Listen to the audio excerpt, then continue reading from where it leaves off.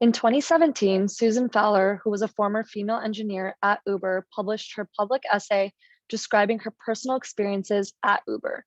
She wrote about the pervasive sexism at Uber and specifically highlighted the retaliation she experienced when she was reporting the harassment. So how defeated did you feel, Susan? Because you had a series of things that happened to you on the job at Uber. It was crushing. It took a real toll on my well-being and my sense of self for a while, because I kept wondering, like, why is this happening? Why does this keep happening? And I started to realize that, you know, this was a culture that had values that were about aggression. Like, one of their values was toe stepping, for example. And I realized that's not who I am. After HR refused to punish her manager, Susan learned that she was actually not the only woman who he had harassed, and she was ultimately given one of two choices by HR: either to stay on her current team with her manager or expect a poor performance review. Having Susan bring to light these extreme issues within the company and their culture put Uber in this position where they simply couldn't ignore what was going on. Uber as a company began to push forward necessary changes. Ultimately, they got rid of the previous Uber CEO, Travis Kalanick, and hired one with a better leadership in order to propel the company forward. This showed us that CEOs needed to set the precedent and tone of company culture. This new leadership with Dara Khosrowshahi made strides in the right direction. Taking a look back at the stakeholders involved, upper management and HR were both stakeholders that should have been responsible for not only disciplining, but keeping accountable those that were doing the wrong thing and keeping records of these accounts in order to stop this type of company culture from spreading. Since there was absolutely no sense of accountability or repercussions for their actions, other women faced the same type of sexual harassment since the individual perpetrators were not disciplined or fired. This ultimately helped to spark the Me Too movement within the tech industry. Silicon Valley within itself has historically had a male-dominated tech culture, and with the attention brought to these incidents like these, this ultimately helped to start and create much needed accountability and pushed companies towards internal HR process improvements. Susan Fowler ultimately helped spark a movement within Silicon Valley and the tech industry as a whole. She paved the way for individuals like myself to more easily speak up. Personally, if we don't advocate for ourselves, this gives precedence to allow these types of incidents to continue and occur to others after us. Accountability here is so important, and creating structure within companies that help support those in the workplace that are dealing with harassment and inclusion challenges is an absolute must. With Travis Kalanick stepping down, this showed that executive leadership should be held accountable for actions that trickle down by upper management, but there's still so much work that needs to be done. And that's why we are here to speak to you today about these efforts towards change.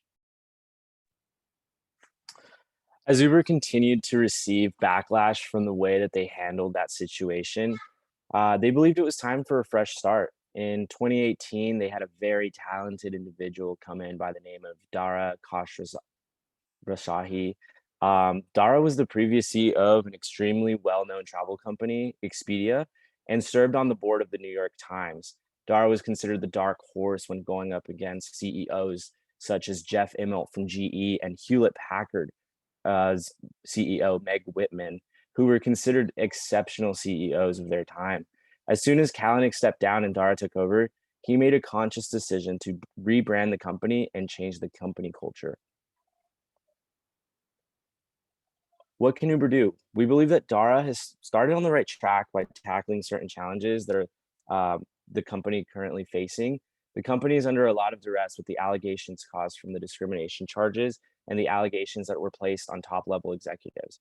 It's imperative that Dara's 8-part culture change be put immediately in place. The people of Uber, internally and externally, want to know that they have someone that is completely backing them and that there are no empty promises.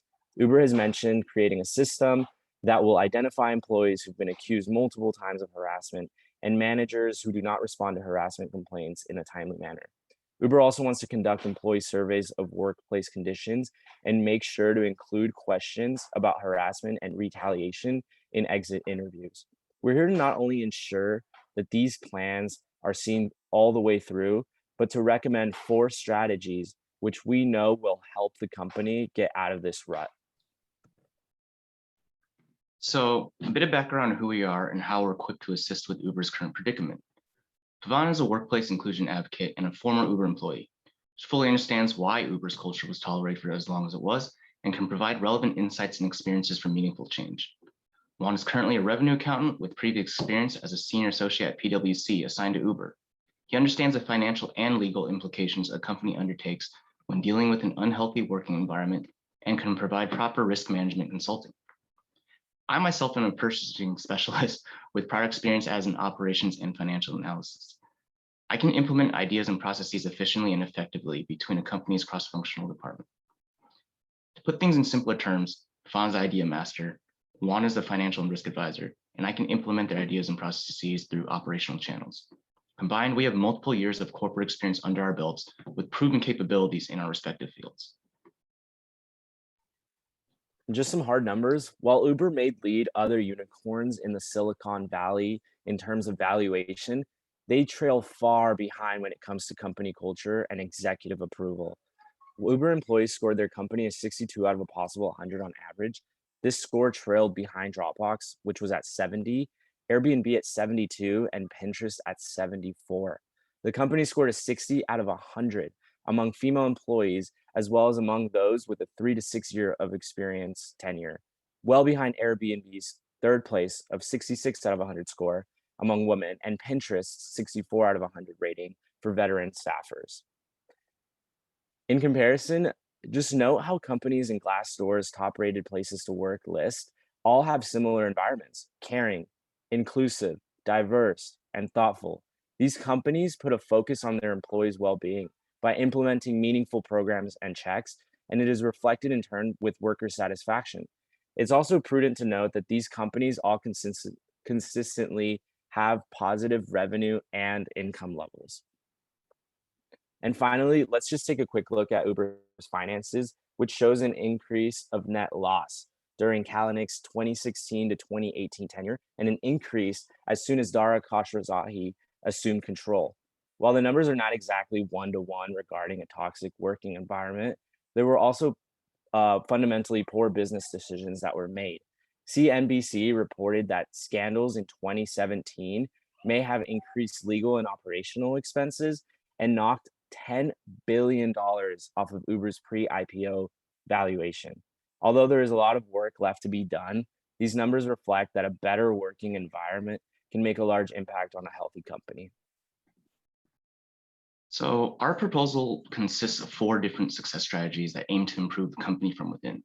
Uber's knee-jerk reaction may be to focus on outward branding. However, fixing the issues internally will better strengthen Uber's moral and ethical integrity. Step 1, gain commitment from leadership. The company culture and environment begin at the top and trickles down. Without respectful leadership, the company cannot expect honesty and accountability from the rest of its employees. Increase visibility into C-suite actions and have them communicate more.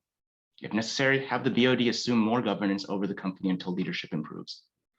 You can include metrics for cultivating a healthy and productive environment in the C-suite executives' pay performance compensation. Step 2, create and/or improve whistleblower avenues and protections. There's no two ways about it. Whistleblowing is inherently an ethical action. Providing robust protections enables a safe environment for legitimate errors and wrongdoings to be caught. Confidential counseling services can work as well, and Uber may want to consider a third-party committee and/or person that reports directly to the BOD to help with leadership accountability. Step 3, meaningful communication and training. Utilize company's messaging channels, such as mass emails, bulletins, town halls, or the internet splash page, to communicate and promote prevention policies. Provide transparency when possible. Visibility makes it that much harder to commit fraud and misconduct while increasing trust at the same time.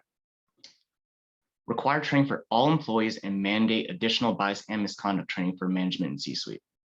Also, consider the diversity of viewpoints in leadership. Uber may need to hire and/or consult more qualified women and minorities. Lastly, conduct thorough risk assessments and audits. Include culture progress metrics in risk assessments and audits. Uber can require quarterly reports regarding behavioral misconduct and review in conjunction with pay, promotions, separation agreements to pinpoint red flags. Enforce policies and enact punishments without demonizing offenders. The goal is to reach a fair outcome that does the most good. So we have a few final thoughts that we'd like to offer Uber. Understand that a respectful workplace is the best step towards organizational success. Companies waste money on lawsuits over corporate malfeasance and misconduct, and losing talent over harassment and scandals is equivalent to losing profits. Fostering a safe and respectful environment can only help a company's health. While punishments must be enacted in order to set an example, overzealousness can lead to animosity and fear. As previously stated, Uber should strive for a fair and reasonable outcome that will do the most good. As a final note, by setting an example, we believe that other tech companies will take notice and follow suit. At the end of the day, a safe and positive environment is important, and we want each employee at Uber to be proud of the company that they represent.